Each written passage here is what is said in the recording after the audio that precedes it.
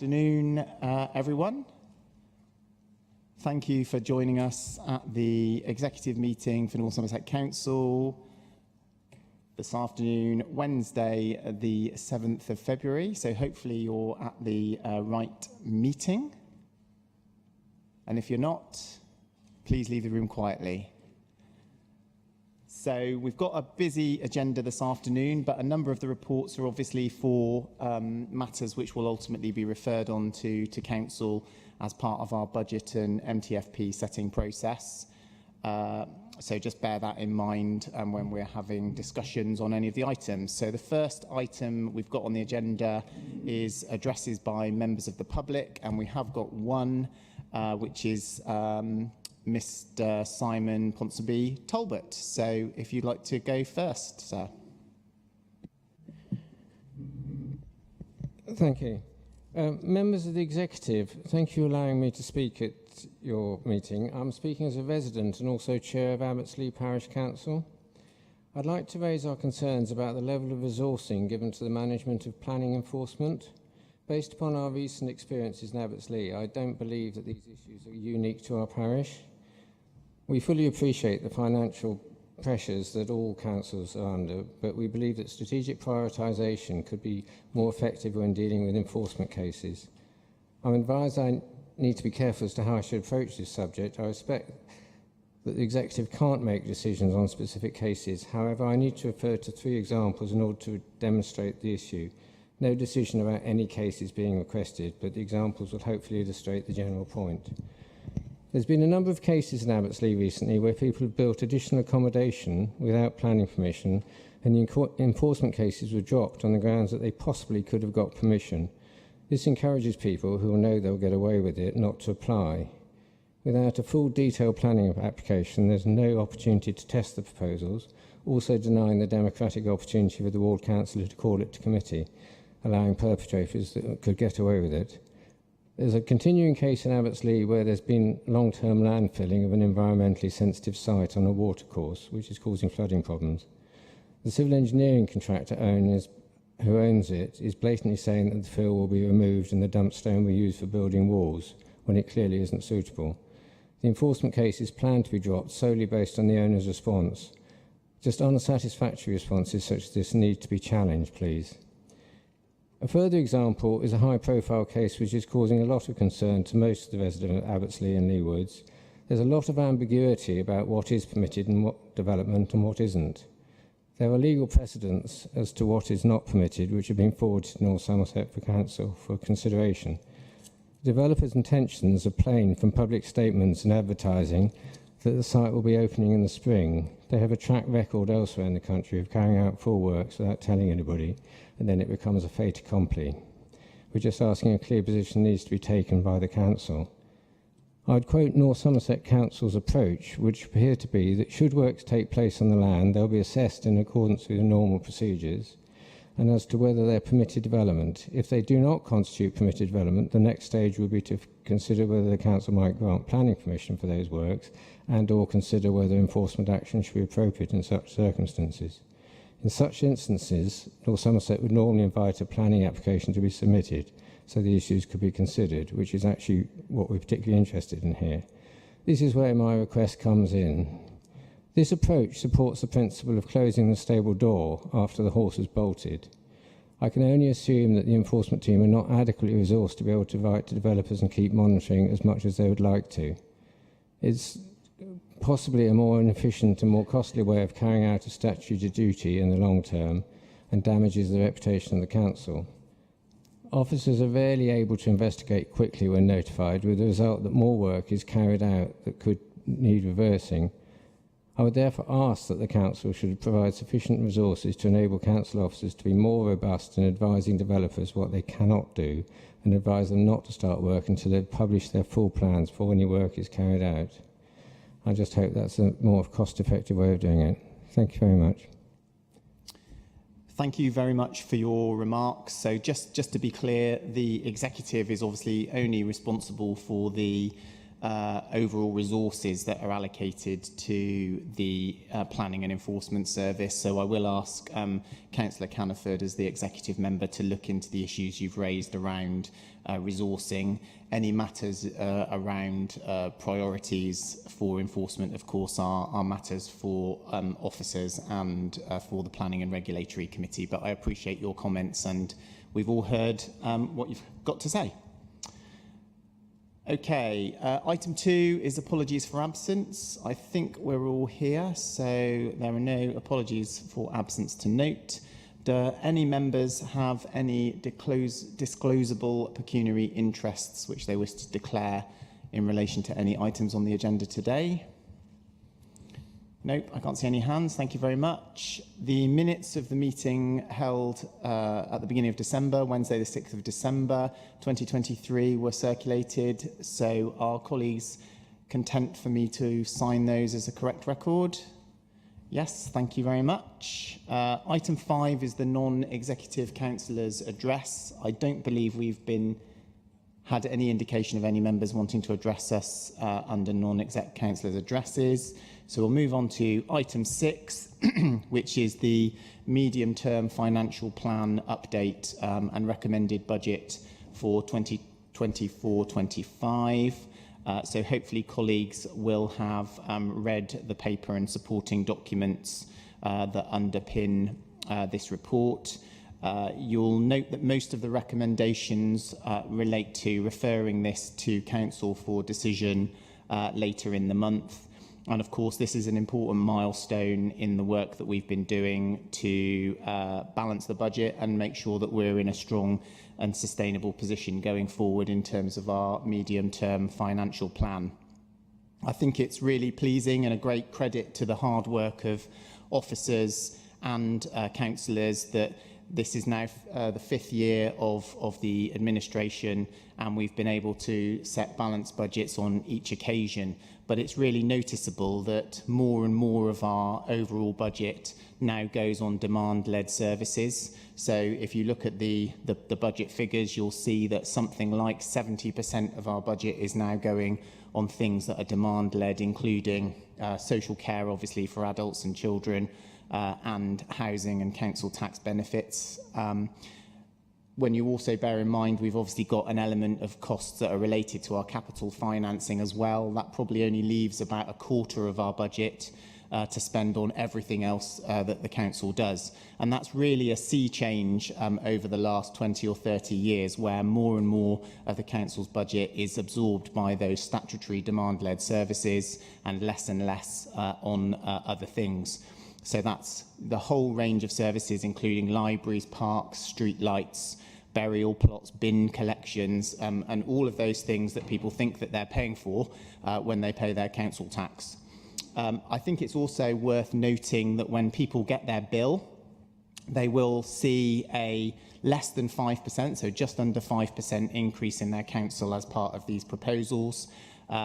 But when you receive your actual bill through the post, it's worth noting that a quarter of the amount that you pay every month is actually nothing to do with North Somerset Council. So actually it's money that's passported to town and parish councils, to the police service and fire authority and others. So again, I think if people look at their actual council tax bill for North Somerset services, and you bear in mind that huge proportion of demand-led and statutory services, you can see that we're continuing to operate in a really efficient and lean way. You'll see in the budget that there are proposals for further investment in a number of services, so £4 million extra for adult social care, £6 million for children's services. The budget papers overall also include the more than £200 million that gets passported to schools and special educational needs services. And other items. So I'm very happy to propose the recommendations that are in the paper and ask for a seconder, and then welcome any other comments that members wish to make at this point. So Catherine seconding, thank you. Any comments or questions? Jenna. Thank you very much, Mike. I just wanted to highlight the section about equality impact assessments. So this is in Appendix 9 of this document. And so with my equalities hat, this is under my portfolio, we do have a public sector equality duty, which I'm sure we're all aware of, under the Equality Act 2010, which includes a duty to eliminate discrimination, advance equality of opportunity, and to foster good relations. And so, in relation to the 9 protected characteristics, and in relation to this assessment, we always look at, the council will always look at people on a low income. So I would just like to emphasize to members, if we can all make sure we take some time to have a look at these equalities impact assessments, because it is part of our duty to. We actually have to as a council, and to make sure that we understand what impacts this is really having on the most vulnerable communities in North Somerset. 2 things I want to highlight is, so we had an equalities impact assessment stakeholder session in January with a number of stakeholders that represent these communities. And the purpose is just to give feedback about how the proposals will impact the communities that they serve. And it's not about these organizations endorsing or objecting to our proposals. And there are 2, and it was incredibly helpful, so I do thank the organizations that took part in the stakeholder session. And I think 2 things come out very strongly from that session, which was, the first is the rural nature of a lot of North Somerset means that we will have a really big impact. The rural nature has a big impact because public transportation and other transportation issues will potentially lead to widened inequalities of the proposals that the officers and the council is endorsing. And in part, we are hoping to deal with this with the rural strategy, which my colleague, Councillor Waite, and also Emma Diaku has been rolling out in the last few months, with town and parish councils having a lot of feedback. And the second element is the impact on people with a low income. And there's a note in there in the report about the cumulative impact of a number of the proposals on people of low income. And so that's something we really have to keep an eye on. And I know my colleague, Councillor Gibbons, leads a working group on cost of living crisis. And so I guess the comment or question that I have is just, we do need to make sure that the savings proposals are I suppose, correctly monitored. We want to make sure that we have to make sure these equalities impact assessments aren't just something that's tacked on to a process at the end that we just approve, but something that we want to really work into the way that we make our decisions all the way through. And so it's something that we will need to work on together to make sure it's properly monitored. The proposals are properly monitored, because these are 2-3-year programs in some senses. So that's, thank you. Thank you, Jenna. Lots of important points there. So I've got Ash Cartman, Councillor Cartman. Thank you, Mike. I'm very supportive of this and the hard work that's gone in to make us have a balanced budget again. Mine's one on procedure. The corporate plan came through as a supplementary item. Will that be referred to full council for approval as well? Yes, it will. Thank you. Yeah, absolutely. And I should have reflected on that, actually, that the recommendations do include referring the corporate plan to council and recommending that for approval. So thank you for that reminder.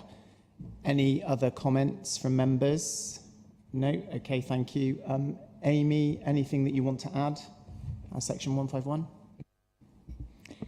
Thank you. I just wanted to note that the recommendations coming through to council for the 20th will include details of the final settlement, as we've now had that through from central government, and refer to the requirements to produce a productivity plan in order to meet the funding, the grant funding for the additional social care of £1.7 million. So we will be bringing forward recommendations about how we fulfil that.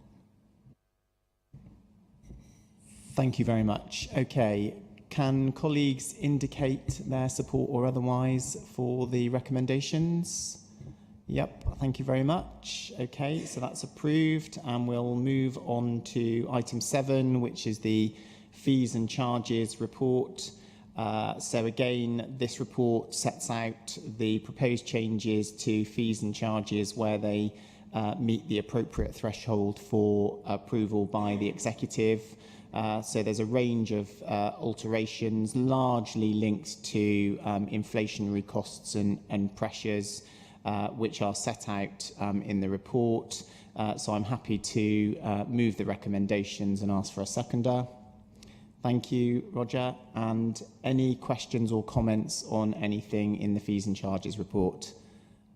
The one thing that I do want to flag is that there are some changes around licensing fees for events. These might well be subject to some further refinement through a relevant delegated decision by an executive member in due course, but what they do indicate is great work that the team have been doing to try and make sure that our fee structure for events from the licensing side encourage and incentivise the kinds of regular and returning events that we want to see across North Somerset. So I really appreciate the hard work that's gone into coming up with new proposals around licensing fees and charges. So I can't see any hands. So again, could colleagues please indicate their support or otherwise for the recommendations? Thank you very much. I can see that that's passed and approved.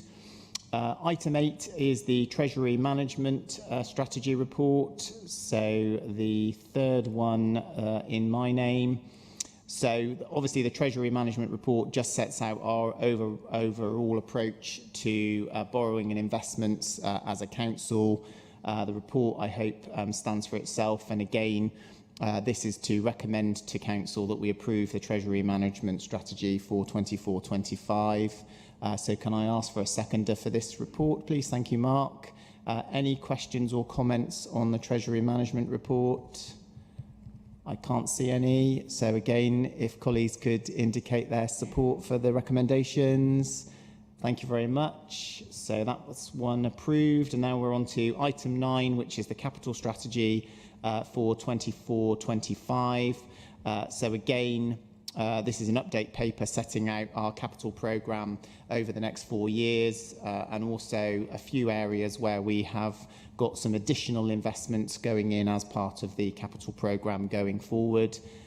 This is one of those areas that often gets overlooked, but it's really important partner to the revenue side of the budget, and the capital programme sets out over £400 million worth of investment in infrastructure and major projects and new homes over the next 5 to 10 years. And this includes some of the really totemic projects that we've been talking about in recent times, including the Portishead Rail Link, Banwell Bypass, and of course the Western-super-Mare Levelling Up Fund projects.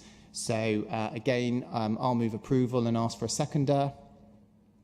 Thanks, Roger, and take any questions or comments. So I've got Steve, Councillor Bridger. Thank you, Mike. A few brief comments on this paper, if I may, from the perspective of scrutiny. But thanks to you, the executive, the senior leadership team, Mel, business managers, service leads, for everyone for working on these papers. If I'm interpreting the figures correctly, it's good to see we've got £500,000 in the capital budget next year for energy reduction measures. I think this time last year we were talking about investing more than that, but obviously, you know, things are continually changing. It's very fluid. I'd not want us to lose sight of this stream of work, which is, after all, investing to save. As long as we can obviously evidence payback over a period. It's something I think we will want to look at in more detail in scrutiny. In terms of highways maintenance, again, something that's incredibly important, something we're asked about as councillors all the time by residents, now more than ever perhaps. So I welcome the detail in paragraphs 3.5 and 3.5. We're continuing to allocate, obviously, some funding to top up the inadequate grants that we receive from central government, £1.6 million, I think, which is far less than what is needed. we've asked for a written report to come to our next scrutiny panel meeting on the 7th of March, which will look, I think, in some detail at the budgets, the overview of the budgets, and how the council applies those budgets to highways maintenance, and obviously some of the opportunities potentially with obviously the change in contracts. So that's something to look forward to next month. And then finally, the report also references the A38 Major Road Network project. We quizzed, may even have interrogated actually, an officer at our last scrutiny panel meeting in November. I think it's fair to say, as the report recognises, there's some complexities with this one. Well, all of the projects, I guess. There's still some areas, I think, that need clarity when it comes to that particular project. So I think that one, again, just a flag we will want to look at further in scrutiny, because obviously I think this is probably some way down the track, because we'd want to deliver on the BSIP capital schemes before starting any work on the A38, I guess. But I think, as the report recognises, there's still some things to be sort of nailed down in terms of the funding for that particular project. Thanks, Mike. Thank you, Steve. Helpful comments, and absolutely welcome the policy and scrutiny panels engaging on all of those issues. I think my one reflection on what you've said would be that clearly our overall financial position and the pressure that's on services that I spoke about earlier, particularly around demand-led services, does mean that we are having to be really challenging with our capital programme, and the headroom that we've got to borrow from within our own resources in order to invest in some things is radically diminished, frankly. So more and more you will see a capital programme that is driven by things which we've been able to secure external funding and investment for. And I think we will see that increasingly through energy, highways and other projects. But your points are well taken, and particularly on the major road network and A38 stuff, I think we all recognise, and I know it was discussed at the Capital Delivery Board yesterday as well. So I think we're all cognisant of the need to look at that more closely. Any other comments? Oh, yeah, Jenna? Thank you very much, Mike. So just on the housing front, I noticed, I'd like to highlight that we do have approximately £4 million we have about 4 million in this 23-24 budget, and similar amounts in future years on housing, and all different sort of breakdown of the kinds of housing that investment that we're putting into. So just to say that I hope to see more spend on building affordable housing, as we've seen from our residents' feedback and the members ourselves, that what we want to see. So, there is a possibility of using if we open a housing revenue account, to be then able to borrow money as a council to be building our own housing. And that's not something we've explored yet, but I hope we will do in the future. Reflecting the kind of feedback that we've been getting from our residents and our own priorities. So just to say that, thank you. Thank you very much. Okay, I can't see any other hands. So again, we've had it proposed and seconded. So can colleagues indicate their support or otherwise? I recognise that that's a slightly loaded question, but since everyone's putting their hand up, it seems fine. Thank you very much. Okay, and then we'll move on to item 9, which is the Burnbeck project commissioning and procurement plan. So is Councillor Solomon doing this, or are you doing it? You are, yeah, right, okay. So Councillor Caniford. That would have surprised him if I'd said Councillor Solomon, wouldn't it? Thanks, Mike.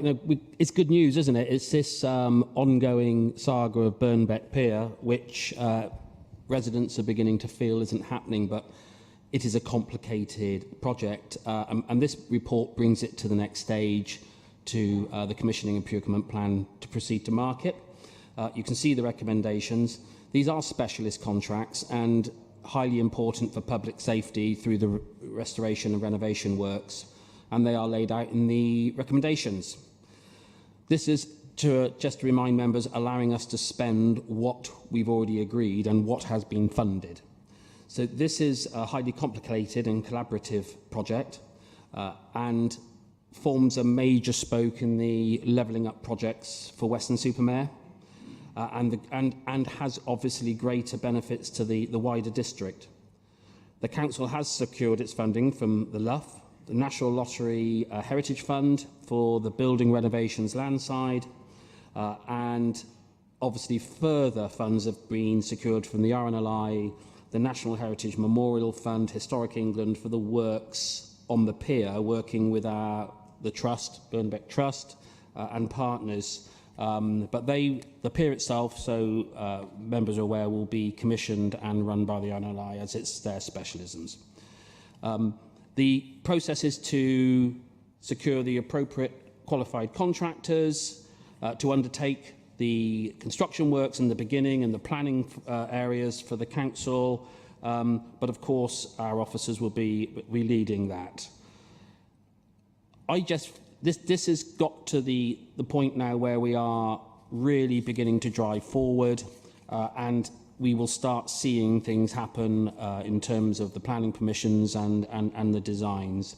So lastly, it would be right to thank Rachel Lewis for the huge amount of work and to actually pull this one out of the hat, because we didn't give her any money to do it, and she has managed to do it, which I think is a great achievement for anyone to be able to do that. So I would like support for this report so we can go on and start the next stage of the renovation of Burnbeck Pier. Thank you very much, Mark. And can I have a seconder? Councillor Solomon. Great, thank you. Any questions or comments? Yes, Mike. Yes, Councillor Cannifer, I just want clarification. Is you said that the RNLI will run the pier. You mean the pier project, not the actual pier once it's commissioned, yeah?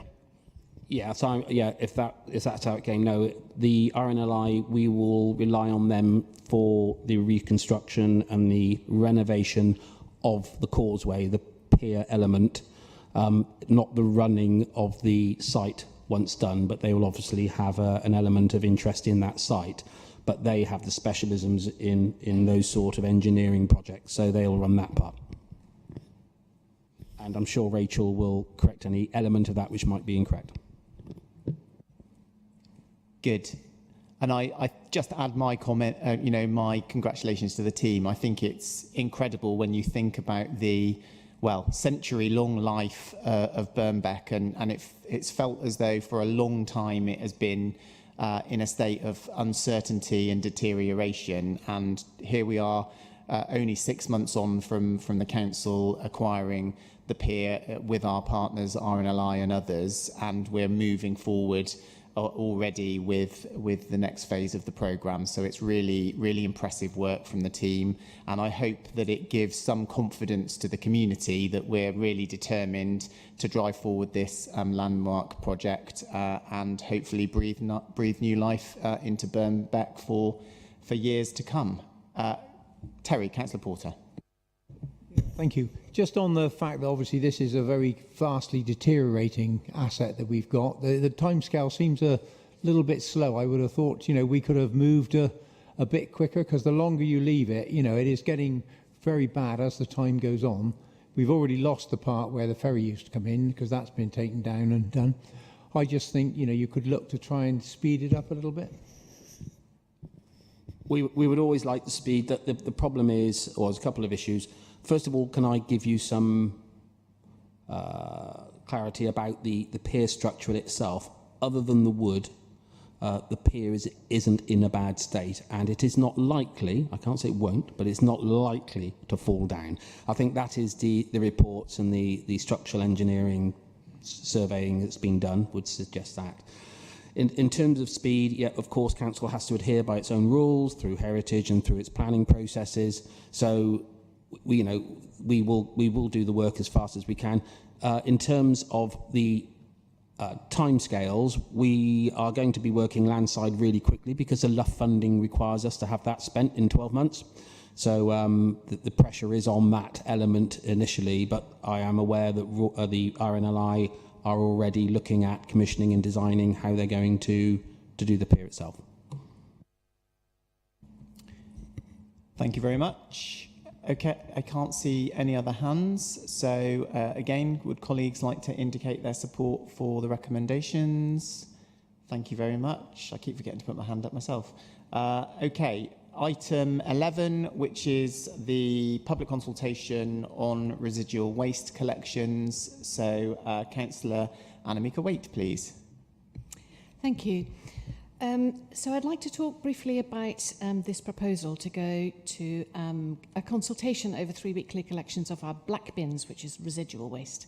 So historically, North Somerset has done recycling very well. We have consistently been in the top 10 in the country, and that's something that we should be really proud of. But at the same time, things have slightly slipped in recent years. So we are now seeing a slight reduction in recycling. There is a reduction in our food waste collection. And at the same time, we're seeing a small increase in what is actually put in our black bins, so the residual waste. And that's important. I mean, this year, the cost of disposing of the content of our black bin rubbish is around £5 million. So that's quite a lot of money. It's a big part of our budget. The most recent analysis that we've done shows that about a quarter of what goes in the black bin is actually food waste. And in addition to that, about 20% roughly was made up of cardboard, paper, glass, tins, textiles, and even garden waste. And only 55% of what goes in our black bin is genuine residual waste. So that means that we are actually being wasteful with our waste, for want of a better word. Cutting residual waste and increasing recycling can generate income for the council and help pay for the vital local services that we all so badly need. And the financial incentive now is bigger than it ever was before. We have a new contract for dealing with our food waste, which means that instead of paying for it to be taken away, we now get paid for the food waste that we collect. So the more food waste we make sure does not go in our black bins, the better it is. And so here we are with a proposal to consult our residents on whether we can go to a 3-weekly collection of black bins. We're not the first people wanting to do this. This is already being done by 3 other councils who already have this in place and have had it in place for a little while. Mid Devon, North Devon and Somerset all have 3-weekly black bin collections. And this has resulted in some really positive things. So, for instance, there's roughly between 5 and 10% increase in recycling as a result of the 3-weekly black bin collections. That, in turn, then turns out to be a carbon saving between 15 and 25%.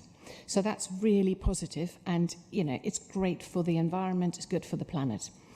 There's also between a 10 and 20% reduction in residual waste, so that means that the content of the black bin is much less, and in turn the whole thing turns out to have a financial saving to councils for somewhere between 5 and 10%. So this is our proposal to go and consult residents about going to a 3-week black bin collection, but it is also about increasing the waste of the type of waste that we can collect. As part of a change to our bin collection, we are hoping to introduce the collection of soft plastics, and that means things like crisp packets and vegetable packaging, which currently cannot be recycled by the council. And a lot of that goes into our black bins. So if we can combine a 3-weekly bin collection with increasing the type of plastics that we can collect as a council, then obviously that makes everything much easier, and it will ultimately help our residents recycle more. I think that as a council, we're very aware that 3-weekly bin collections may not work for everyone. There are obviously going to be specific scenarios where it doesn't work for people. Some people genuinely have a need for a more regular collection. It may be that they have family issues why they need a more regular black bin collection. And that is why we're proposing to have a public consultation, so that we can find out exactly what would matter to local people and what the feasibility is of these proposed changes. And these are particularly around concerns about storing and dealing with waste. I think, that these changes have the potential to be very good for the planet as well as for our budgets. Now, I know that as an executive, we have discussed this proposal extensively. It was already discussed a lot in the previous 4 years, and we've had a lot of talk about it this time. I know that we're all very supportive of this, and I hope that colleagues will support the proposal for us to go and consult our residents about this important change. Thank you. Thank you, Annemieke. And is there a seconder for that? Councillor Solomon, thank you. And you would like to speak, so you go first. Thank you.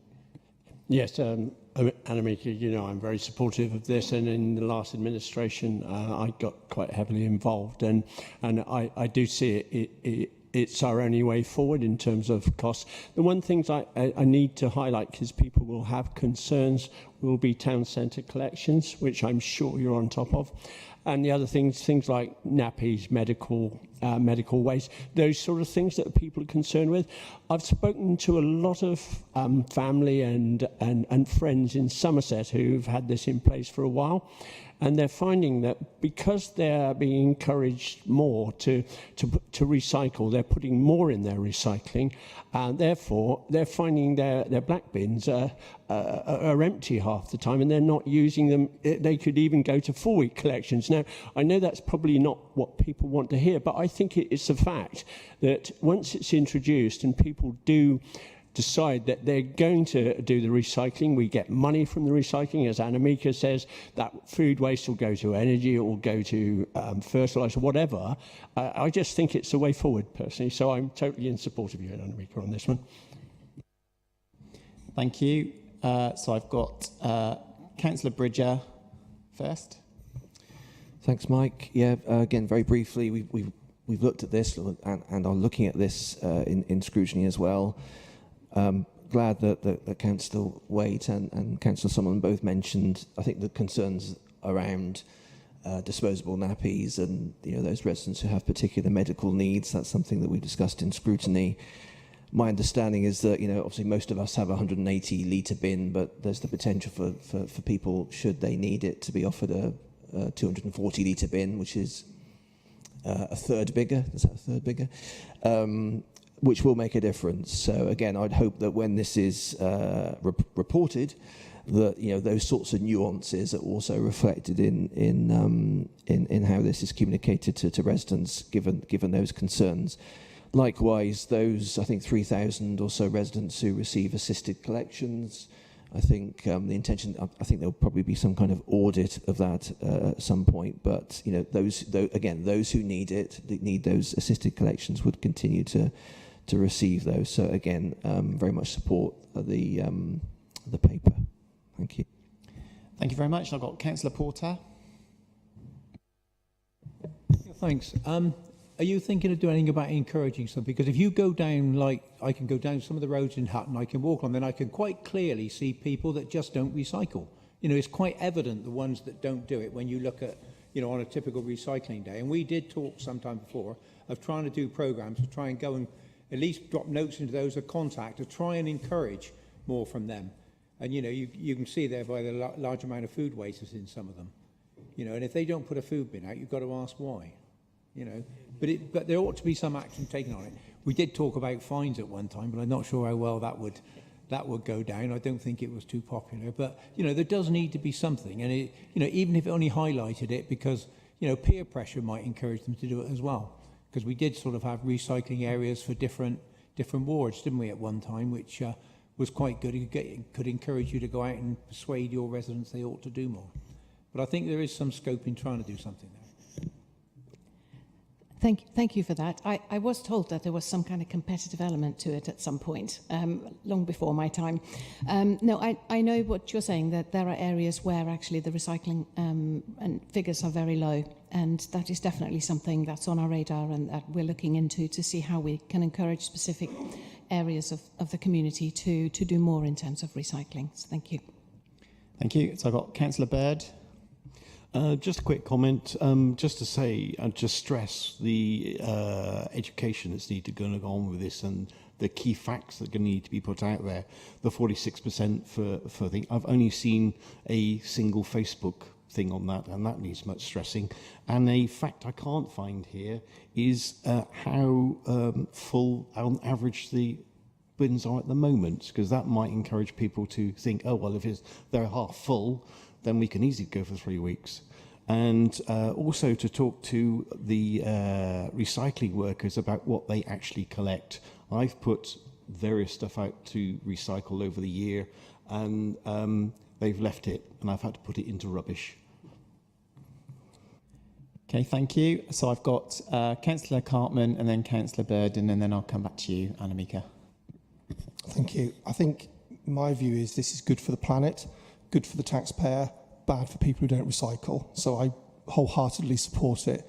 However, the devil's in the detail with this one. I think we've heard already a number of different user cases, and I think that's what I'd really ask for. We really get into the detail of making sure we keep the public on our side.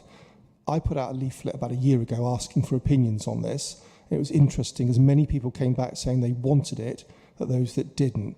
And I think we can win over those who didn't if we make sure their concerns are addressed, because most people are supportive if they can still get rid of their residual waste that they feel they can't put elsewhere. Let's focus on those people who don't recycle and make them feel a bit guilty. Thank you. Councillor Burden. Thank you. Can I agree with everything Councillor Cartman's just said there?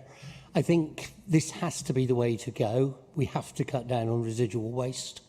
But I still think this council's missing a trick by not encouraging better bring systems in certain places. For instance, somebody gets a big Amazon delivery. Where do they take the cardboard? There just isn't a simple way of doing it. And I think we've got to find other ways. For instance, you mentioned about plastic waste. Light plastic waste is absolutely no problem to our household importer's head. We happen to shop at Sainsbury's, and it's routine. There's a plastic bag, all our plastic gets put in it, taken to Sainsbury's when we do our next week's shop. Now, I think we've got to do more to encourage that type of thing. And some of your staff are excellent and let down, in some cases, by the back office. For instance, I've raised it before, permits to go into the tip if you've got an oversized vehicle. You are told they're out of date if you've got them for a year. That is encouraging people to use the tip more often. And I think it's just crazy. Now, that type of thing I think needs sorting out with the back office, because once somebody is upset, and if you turn up at the dump and told you can't, you are just going to feel less inclined in the future. 95% of the staff are extremely helpful, and I think we should congratulate them for it, but try and make the back office work a little bit better with the niggles for some people. Thank you. I've just got James Clayton. Is that all right, Annemieke? James? Thank you, Mike. My question is mainly around, so in my ward, we predominantly have a lot of masonettes, flats, etc. And historically, over the years, waste has always been an issue. We have, 1,100 bulk bins and mini recycling centres. Now, the mini recycling centres generally get contaminated quite a lot. And the bulk bins, obviously, are a site for fly tipping. Obviously, I'm hoping that obviously the collections won't change for the 1,100 bulk bins, but I do feel there needs to be more work around flats and masonettes in relation to picking up their waste or helping them to be able to recycle their waste more appropriately. Just one comment on Councillor Cartman in relation to shaming people into guilt for not recycling. I will say that, sometimes it's not through people's fault. Now, there'll be many people in my ward, perhaps, single parents with kids that perhaps struggle and have other priorities. So I'd like to see more support if they're not recycling rather than trying to put guilt on them. Okay. Thank you, James. So lots of constructive comments for you to take on board and feedback on there, Annemieke. Just a couple of things, and I'm going to try and remember the different points that were made because I didn't take any notes as you were talking. I don't believe in guilt tripping, personally. I think there are other ways in which you can deal with improving things. I know. I feel guilty personally about everything I do in life, so the last thing I want to do is make other people feel guilty. It's not a nice feeling.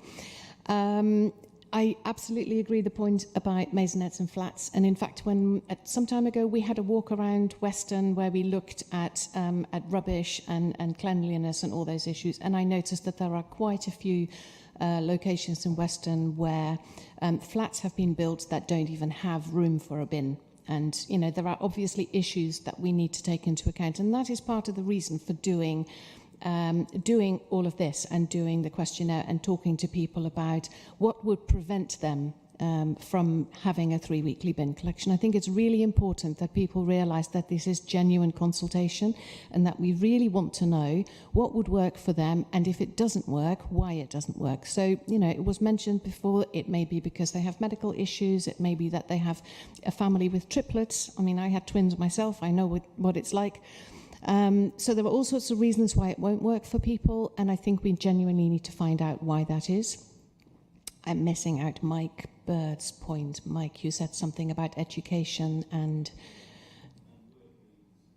Yes, yes, absolutely. So I've actually been out with a crew. I went out with a recycling crew and I've seen how they operate and what they do when people put the wrong things in their recycling bins, and they have a really good system for that, and I think there are some areas where that works particularly well, but that's not to say we can't still do better than what we do. I think all of those comments were really positive and supportive, and taking all of those away. But I do hope that colleagues can support this, and I think it's a really good way forward. Thank you. Thank you very much, colleagues. I think just to counterbalance this, it's worth noting that North Somerset residents are amongst the best recyclers in the country. I think we've just come through as the 9th best in England and Wales in the latest set of statistics. So absolutely great track record. And this is very much about doing more in terms of making sure that all those things that can be recycled are, and critically, and Ash referred to it, and Anamika, saving money. You know, it is absolutely madness for our council taxes to be spent disposing of waste that can be recycled and reused, and it's in all our interests to do everything that we possibly can to try and manage waste more efficiently and effectively. It's good for the environment, but critically it's good for our pockets. So it seems like a bit of a no-brainer to me. Having had that really good debate and feedback, can colleagues indicate their support for the recommendations, and we'll go out to consultation. Thank you very much. And we'll move on to the next item on the agenda, which is item 12, which is the parking management strategy. And that's Hannah. So over to you. Thank you, Mike. I think everyone would probably agree that we're living in difficult times for our communities, with 13 years of austerity and a cost of living crisis. Difficult times, as we've talked about, for councils of all political colours, with massive cuts over that time in national funding to local government. And difficult times for many people who are increasingly worried about our environment and our ability to maintain it. And we have to make difficult decisions about the services that the council can and chooses to provide free to our communities, and those that we ask only those people who use them to pay for. So I just want to start by saying that providing parking has a cost. Currently across the district, the council has to pay business rates for car parks, maintenance for health and safety and drainage works, and those costs are borne by all taxpayers currently, whether they use car parks or not. An increased use of electric vehicles is likely to create an increasing maintenance cost for our car parks and indeed our roads. And there's also obviously an environmental cost. Car usage is now back at pre-COVID levels and set to increase. Of course, some people are reliant on their vehicles, and we understand the challenges that people face in their day-to-day lives. I'm often talking to people about the needs that they have of transporting family or getting to places across our rural district. But many journeys, and that referenced within the paper and the strategy, could be made on foot or by bike if we could facilitate that more effectively. And we know that we're doing a lot of work as a council to try to do that. North Somerset doesn't currently have a parking management strategy, and it's quite unusual in that. It's something we're expecting to have as part. We are expected to have as part of our commitment to the Joint Local Transport Plan and through the National Planning Policy Framework. We also know that in our economy, where we have lots of visitors to some of our towns, we're fortunate in that there are areas that can be very difficult and frustrating for residents parking and for visitors parking, and they would benefit from more active management. So this paper makes 3 recommendations. It brings forward for consultation a parking management strategy with a vision for well-maintained, well-managed parking facilities that meet our current and future needs, support local economies, respond to the challenges of the climate emergency, and uphold our ambitions for healthy communities, which are safe and attractive places for residents and visitors to use. Secondly, the right balance of provision to meet community and economic needs while not encouraging unnecessary car journeys or blighting neighbourhoods. And thirdly, parking that is self-funding where possible, or which creates surplus to invest in improved transport infrastructure and maintenance. So the first recommendation is to consult on that parking management strategy. The second is to consult alongside that parking strategy on the introduction of parking charges in locations which don't currently have them, the towns north of the district. And thirdly, to consult on introduction of a short stay car park permit as part of the recommendations available to North Somerset residents to offer an alternative for regular users of car parks. I think in the proposals in the parking management strategy, we're very much looking to balance the different needs and priorities for our funding and our parking and the needs of our communities. First, the proposal is very much focused on looking at how we can mitigate the impact of local parking management proposals on our retail economies, and the short stay permit, the shopper's permit, would offer residents an opportunity to buy a permit at a fee that could be equivalent of around £1 a week, and then park free for a short stay to be consulted on around North Somerset parking car parks in retail areas. And we know that that's something that's been successful and welcomed by communities elsewhere.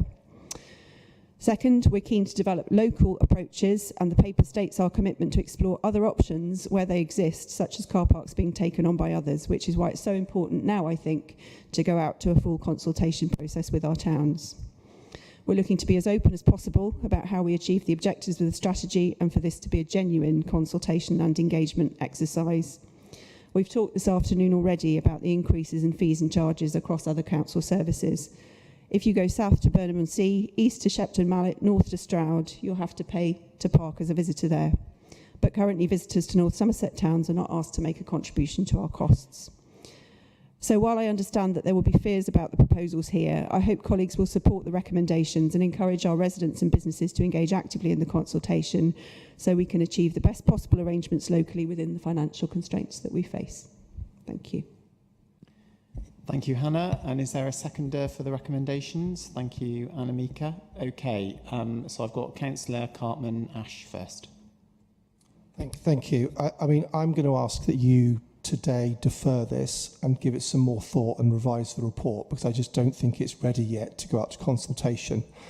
I think the fear of many residents and myself is this is not a consultation, it's a notification of charges.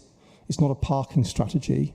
It's a Trojan horse full of traffic wardens waiting to swarm around the streets imposing fines on people. Now, that may not be true, but that's what people fear. And my sense is this hasn't yet been worked up enough to go out to consultation. And I think it needs some more work. And I'll give you a couple of examples. Nailsea, which is closest to me, has 5 main car parks and a number of roads around the centre. We control 2 car parks. We need to be talking to the owners of those other car parks before we start coming out with any proposals or consultations, because it simply won't work. And that's my criticism. What's being proposed won't work. I get the pressure on local government finances. I saw that for the last 4 years. But let's at least propose something for consultation that we believe will actually work. I think there are similar problems with Clevedon as well. I mean, I'm less familiar with that, but again, more work needs to be done. The sense we're getting here is that though we're consulting, but you're not listening, and I think that's a little bit dangerous at this stage. I am supportive of doing something. I just think we should perhaps pause, reflect, and then approve something, perhaps at your next executive meeting. Thank you. Is it okay? I've got several other comments. Shall we take a batch and hopefully we can keep up? Okay, so I've got Councillor Whitfield, Roger. Thank you. I think it's probably fair to say that that these proposals for parking charges aren't the most popular in the north of the region. I think we all know that. And I think it's really important that we note at this stage that these are for consultation. And I think in the past there's been a lot of allegations of things going out to consultation at the final stage after all the decisions have been made. And this isn't the case here. This is an early consultation.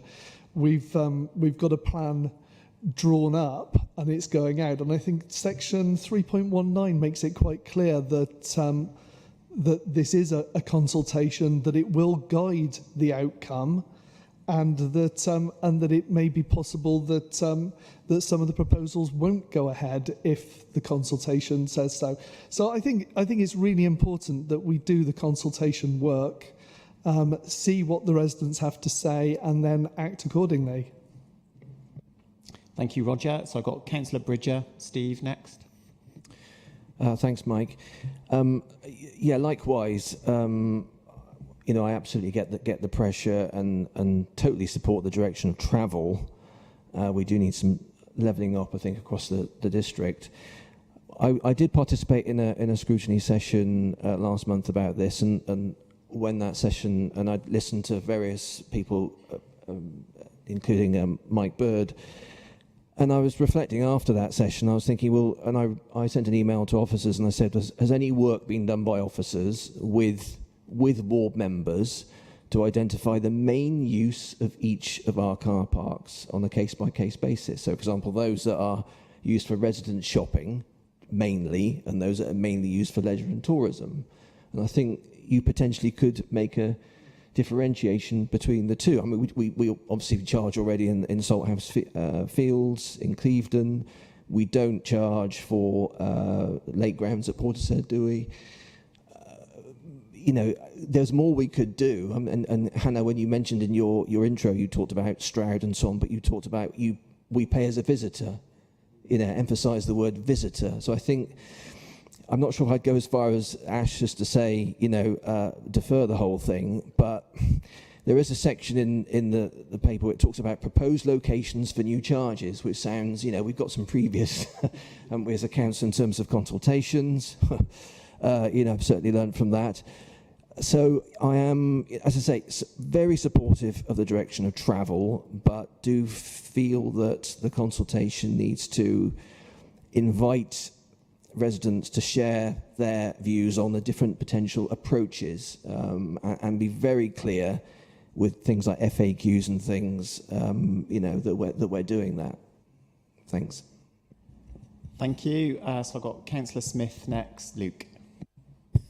Thank you, Chair. Firstly, I would thank the Executive for withdrawing the beach as a scheme for charges in this plan.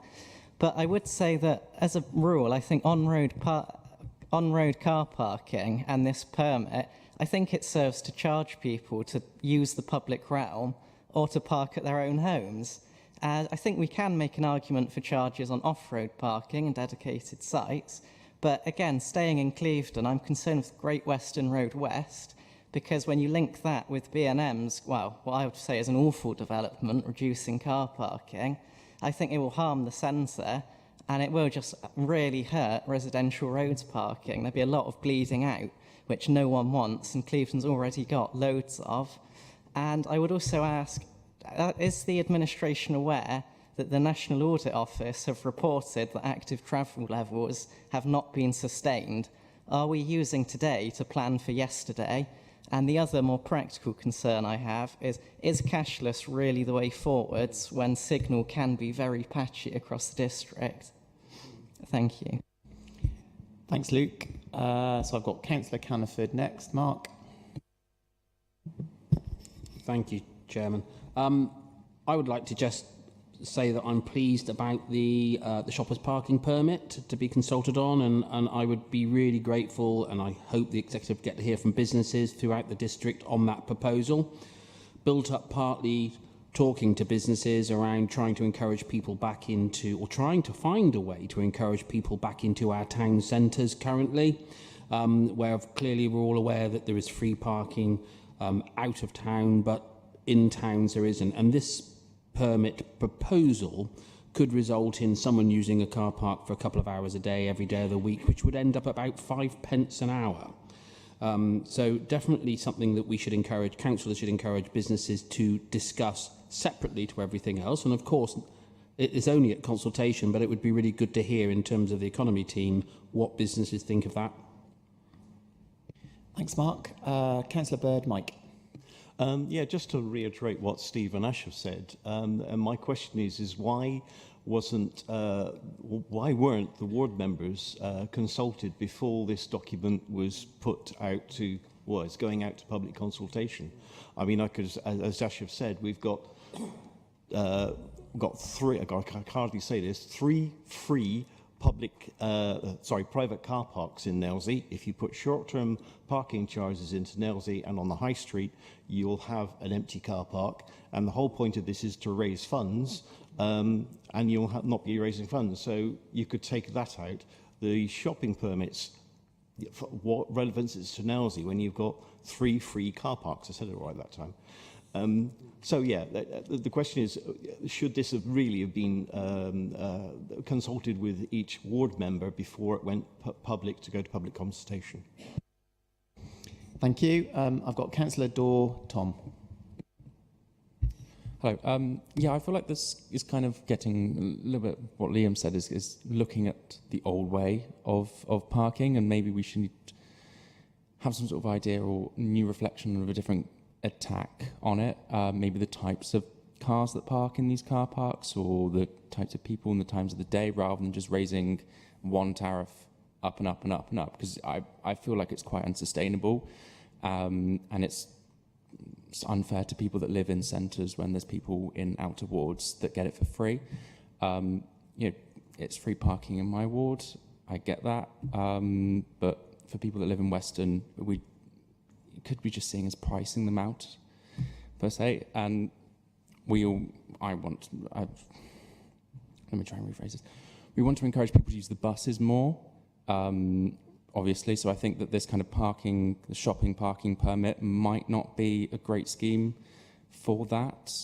And they say if it's 5p an hour, then how does that look on our finances? It just didn't make much sense to me, that's all. Thank you, Tom. So I've got Councillor Burden. Peter? Thanks, Mike. I find myself agreeing with Councillor Cartman again today. And Councillor Bird's point. I think the 3 villages, and take Long Ashton as it's grown since, the 4 settlements in North Somerset, I think are different than the major centre of Weston-super-Mare. I do think, as we need to find a way of keeping our high streets viable, and I think that can only be done by free short-term parking. And when you look at the combination of free car parks and council-owned car parks, it is going to cause chaos to people. And when you think Portishead Town Council actually gave to the District Council a large area of land for the building of a supermarket and a car park 25, 30 years ago, and the condition there was to maintain free car parking within the town. And I think we've got to find a way of doing that. On the short stay car park permits, though, I do like the idea. I think that has merit in some areas, but could it be extended? Because we've got a class of person in Portishead, one of which was the chairman of your audit committee on the last council, who's now finds himself handicapped with where he can park. He's got one fully compliant diesel vehicle, which takes him on long journeys. He decided to buy a small, modest camper van, so he and his partner or he and his dog can go away at odd times, and he finds himself now, he's going to get fined 100 quid if he parks while he goes swimming. And I think we have to find some way of licensing local people with genuine vehicles to be able to park in all council car parks. Thank you. Thank you. And I've got Councillor Solomon. Mike? Yeah, I was around when we started these discussions in the last administration, and my concern is with Ash's proposal is that we got all the way down towards election time, and I'm going to say this, come election time, these decisions are not easily taken, and that's what happens. if we delay again and we're 2 or 3 years down the road, is it ever going to happen that these charges come in? So I would hate to see delays going into it. I think the consultation is incredibly important, but I wouldn't like to see that delayed. Thank you. And I've got Councillor Pryke, Michael Pryke on Teams. Thank you, Mike. Hoping everyone's able to hear me. I'm joining in with what seems to be a vast number of councillors from the north of the district with reservations about this particular proposal. I'm glad that the executive member listened to the letter that myself and my fellow Cleveland councillors sent and removed the beach from this scheme. But I'm sure, as you'll admit, Hannah, if you've got an inbox which is a lot like mine at the moment, that the vast majority of the businesses of Hill Road have made their opinion on this consultation and the ideas behind it quite clear already. I also join with my fellow councillor Smith, and while I'm very much up for the technological revolution coming to North Somerset, I would say particularly in Clevedon, where if you look at the median age, it might be for those that are not perhaps as tech savvy as others. I would hope that we might continue to find ways to make sure that they are able to park within these schemes. I also hope that we are not going to a one-size-fits-all policy when it comes to parking, and I'm presuming that this consultation will pass here at this vote, that we would potentially be looking at the either removal or insertion of certain sites rather than just accepting this document as a whole. Thank you very much. Thanks, Michael. And I've got Annemieke, Councillor Waite. Yeah, I've very carefully been listening to what everyone's been saying, and I understand the concerns that people have raised. I think I do have an overwhelming concern that if we leave this consultation till much later, I mean, I know, Ash, you were saying that we need to go back and get things more formalised. I think my concern is that it does seem that residents feel very often that when we go to consultation, it's a done and dusted job, and that we already have decisions in place, or at least plans to such an extent that there's very little room to manoeuvre. And I do feel that this consultation is all about finding out what residents feel in the different areas. I don't think it's about a one-size-fits-all, and I do think that we need to genuinely find out what residents want, so that when we do formulate the plans finally, they actually reflect what is going to work and what residents have expressed, rather than them thinking that we're imposing something on them. Thank you. Thanks very much, Annemieke. So before I come to Hannah, I was just going to make two comments. The first is I think that's been a very helpful conversation, but for me, it just underlines why it's really important that we go out to consultation, because there are clearly lots of different views and ideas and questions that we need to test and challenge through this process. I appreciate that some of these things are never going to be popular, but you have to start somewhere.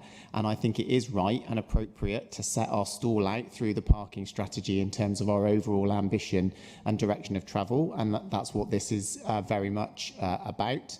I think we do have to recognise that we have a very different set of arrangements in different parts of North Somerset. In this meeting, we have approved changes to fees and charges which will generate more extra revenue from my ward alone in parking charges than the entire proposals for the rest of North Somerset. So let's also just recognise a bit of balance here is required. And lastly, I just want to remind people that I'm afraid there are times when you have to make difficult and hard choices, including putting out their proposals which people aren't going to like. A consultation is not just going, everyone's against everything. It is also about looking at specific sites and specific ways of delivering different policies to try and achieve the different outputs that we want to achieve from this process. Because let's be honest, we've got a strategy that is trying to cover a lot of different bases all at once. And some of those things are in conflict with each other, and we just have to be open and honest about that and then test that with our residents and our businesses. And that's absolutely what this approach is supposed to be about. Hannah. Thank you. There were a lot of questions, but I think my colleagues have done an excellent job in answering some of them as we've gone along. And just in terms of deferring the consultation, I echo the points made by Roger, Annemieke and Mike on that. a number of the comments that have been made just demonstrate to me that it is the right approach to have a parking management strategy which does not define at a central level exactly how everything's going to operate across the whole of the district, and that we have an opportunity for localised approaches in this matter. We've talked about those different issues in the different areas. We do need to understand that better from ward councillors, and I welcome engagement from ward councillors on that, and we will take that point forward and make sure we consider how that works going forward. I'd also like to offer some, I hope, some assurance to people that this is about going out to the public earlier, and I do understand why people in North Somerset will think, on the basis of some things that have happened before, that when you go out to consultation, it's a done deal and there's no opportunity to change anything. Now, I think these proposals are sufficiently based along lines of principle, with the only constraint being that we have a very difficult financial position, but that we are open to looking at other aspects of how we potentially could work with local towns, including talking to other providers and working out what the impact would be. I certainly don't want to put in place things that would not achieve the objectives of a strategy. That has sometimes been done in the past, before I was on the council, for those members who are involved in it, and it's not something that I think the council would want to do again. So I think the comments about Nailsea, very well made. The comments about Clevedon, absolutely well made, which is why we need the local information. The consultation, if given the go-ahead, would be not only a consultation but a data collection exercise.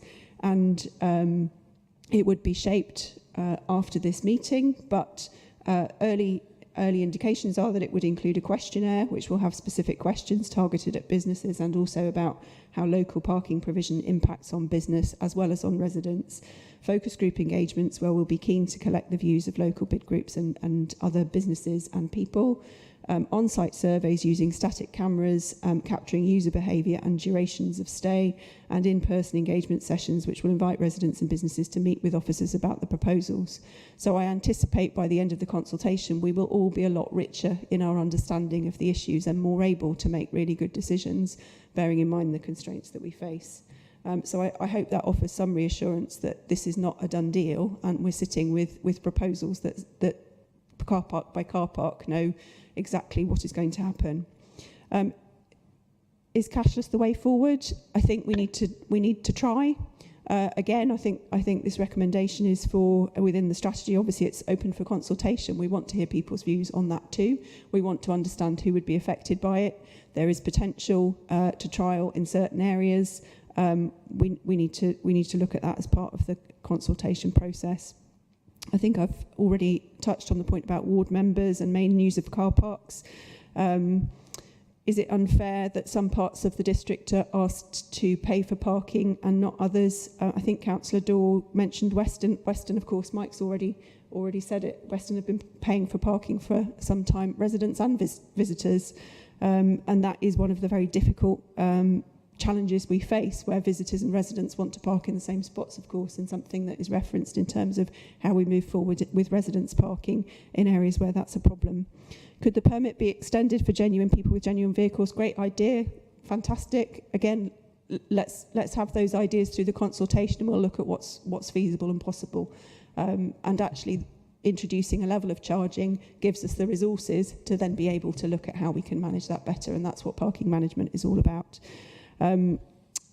I think the last point was around the sites, and didn't want to see a one-size-fits-all. I think we very much tried to avoid a one-size-fits-all in what we're proposing at this stage. Who knows, it might reshape in very substantial ways before it comes back to us if we are genuine about our consultation and engagement, which I want to be, and my exec colleagues, I believe, support.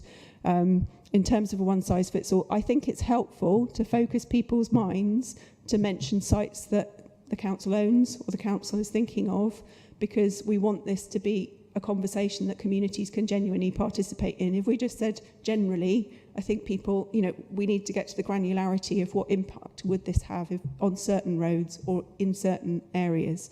But could a site come in and another site go out? Yes, I see that as a possible thing, but we all know the financial situation we face, and that if we were to remove all the sites, then we wouldn't be able to balance our budget at the end of the day. So I think all of those things that have been suggested are possible, but I do think it's absolutely critical that at this point, difficult as it will be, we do need to be really clear about talking to our communities about this and to understand how it will affect their lives and try to get to the best solution that we can, given, as I say, the constraints we face. So I hope others will support me in that engagement process and continue. And I know I will continue to have a very full email inbox for a long time to come. That's no change, I'm afraid, but I will have to burn the midnight oil even more to be able to get through it. But it's a very important thing, I think, to do, and we'll try and do it the best way we can. Thank you, Hannah. Okay, so just before I take the vote on the recommendations, I'll just reiterate so that we've got 3 recommendations in this report. The first is to initiate the consultation on the strategy and action plan. The second is on the consultation on the introduction of the proposed charges.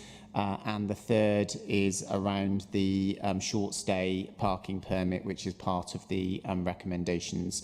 So on those 3 proposals, could colleagues indicate their support or otherwise, please? So I can see that's unanimously passed by the executive. Thank you.